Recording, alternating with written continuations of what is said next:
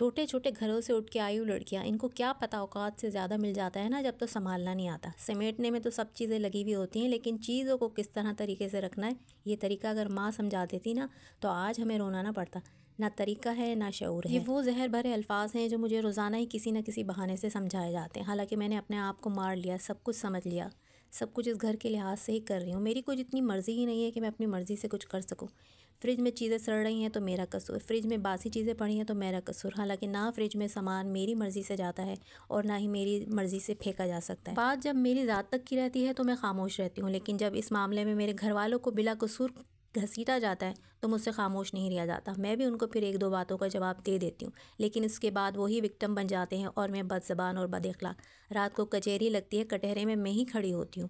हालांकि लड़ाई वो शुरू करती हैं, लेकिन इसके बावजूद मैं ही मुजरिम, मैं ही कसूरवार और आखिर में मुझे ही हाथ जोड़ के माफ़ी मांगनी पड़ती है अगर मुझे इस घर में रहना है तो। ये मैसेज एक ईमेल पे मुझे मेरी एक बहन ने भेजा, जो मेरा दिल बहुत खून के आंसू हुआ।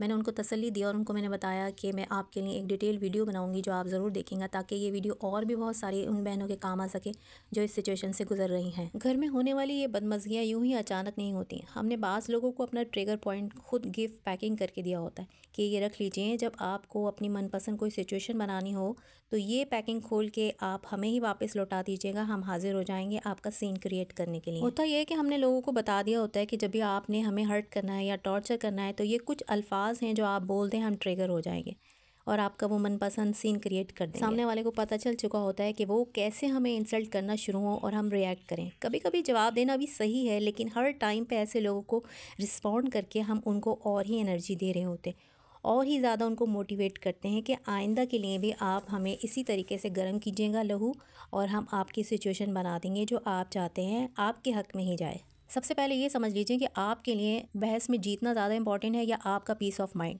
आपका जवाब ज़रूर यही होगा कि पीस ऑफ माइंड। तो बस इनसे बहस का तो कोई फ़ायदा नहीं है, क्योंकि सामने वाला समझने के लिए अगर बात करे तो उसको आप समझाएं भी।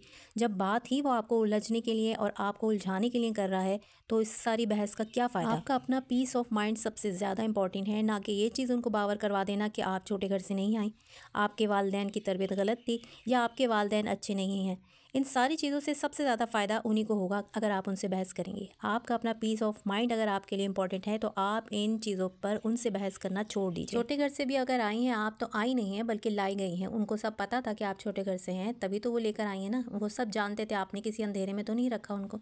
और आपके वालिदैन की तरबियत अच्छी है या नहीं, उनको बताने से ज़्यादा बेहतर है कि आप अपने दिल में झांकें कि आपके वालिदैन ने आपकी तरबियत कैसे ली। ये सिर्फ जानना आपके लिए ज़रूरी है, ना कि दूसरों को शो करवाना या मनवाना। ज़िंदगी की हर फील्ड में आपको ऐसे लोग मिलेंगे, हर जगह। चाहे आप हाउस वाइफ हों, चाहे आप वर्क प्लेस पे काम करती हों, चाहे आप टीचर हों, चाहे आप कोई भी ज़िंदगी के शोबे में काम कर रही हों, आपको हर जगह पे ऐसे लोग मिलेंगे जो आपकी मनपसंद इज़्ज़त जो आप चाहते हैं वो आपको नहीं दे सकते। किसी दुकान पर आप जब कोई सामान लेने के लिए जाते हैं जो आपकी ज़रूरत है, आप उनसे मांगते हैं और उनके पास वो नहीं है, तो क्या वो आपको देते हैं? नहीं देंगे ना।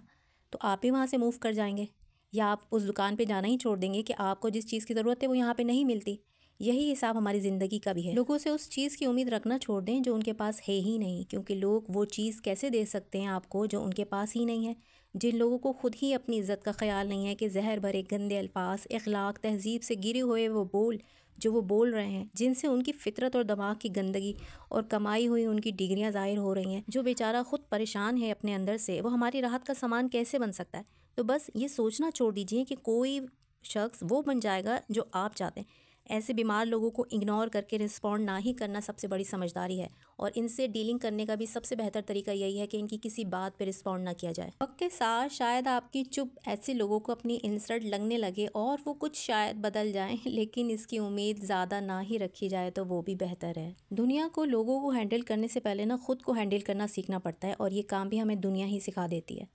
और इसका जवाब जो सबसे टॉप पॉइंट पे वो यही है कि लेट इट गो, इग्नोर कर दें, छोड़ दें। सामने वाला जब नहीं बदल रहा तो अपने आप को बदलना मुमकिन है, ये बात की ज़ाहिर रखें आपके अपने पीस ऑफ माइंड के लिए। सामने वाला नज़र तो आए आपको, पर दिमाग पर सवार ना हो आपके। जिस दिन ये सीख गए, ज़िंदगी की हर मुश्किल वक्त और हर मुश्किल शख्स को डील करना आपके लिए आसान हो जाएगा।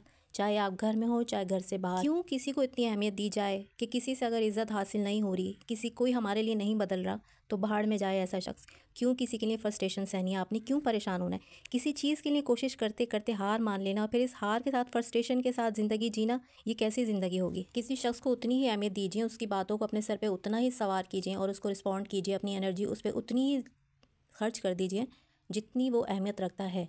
जब आप ही उस शख्स को इतनी अहमियत देंगी, उसकी बातों को रिस्पॉन्ड देंगी, तो इसका मतलब पे कुछ ना कुछ ख़ास है फिर सामने वाले में। जब ऐसा कुछ नहीं, तो फिर अपनी ज़ात को और अपनी पीस ऑफ माइंड को सबसे ज़्यादा अहमियत देनी समझदारी है। मैं उम्मीद करती हूँ मेरी ये वीडियोज़ बहन के लिए बहुत राहत का सामान बनेगी, जो बहुत ज़्यादा परेशान है, और ऐसी मेरी बहुत सारी बहन और बेटियों के लिए भी फ़ायदेमंद ज़रूर साबित होगी। मेरी वीडियो पसंद आए तो लाइक और सब्सक्राइब करते जाएं, और मेरी वीडियो किसी ऐसी बहन बेटी को भी ज़रूर शेयर कर दें जो आपको लगता हो किसी ऐसी सिचुएशन में अक्सर फंस जाती है। आप क्या कहते हैं कि इस तरह के लोगों को बोलकर उनकी बात को अहमियत देकर रिस्पॉन्ड कर देना ज़्यादा बेहतर है, या खामोश रहकर अपना पीस ऑफ माइंड बरकरार रखना? जज़ाकल्लाह।